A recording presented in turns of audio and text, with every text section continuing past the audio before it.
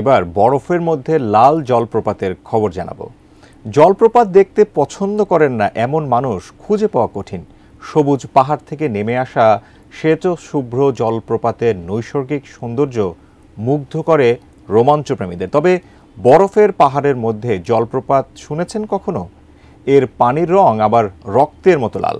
অ্যান্টার্কটিকার Taylor হিমবাহের আশ্চর্য এই জলপ্রপাতের রহস্য জানাবো সঞ্জীব।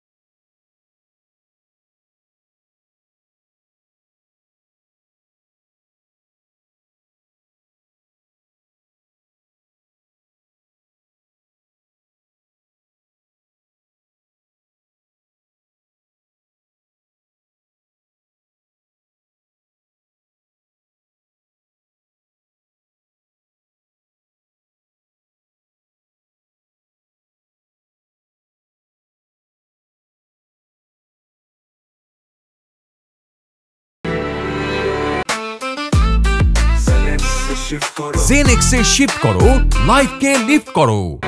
বিজ্ঞানীদের একটি দল 2017 সালে রহস্যের সমাধান করে। হিমবাহের নিচে পাতাল নদী আর হ্রদ আছে, যা আনুমানিক 20 লাখ বছর আগের। এই হ্রদ আর নদীর জলে বেশ উচ্চমাত্রায় লবণ ও আয়রন রয়েছে, আর লোহার উপস্থিতির কারণেই জলপ্রপাতটি লাল বর্ণ ধারণ করেছে। তবে চাইলেই এই রক্তলাল জলপ্রপাতের কাছে পৌঁছানো সম্ভব নয়। সেখানে যেতে মার্কিন যুক্তরাষ্ট্রের ম্যাকমার্ডো স্টেশন কিংবা নিউজিল্যান্ডের স্কট বেস থেকে হেলিকপ্টারে রওনা করতে হয়, নয়তো যেতে হয় রোদ সাগর থেকে জাহাজে চেপে।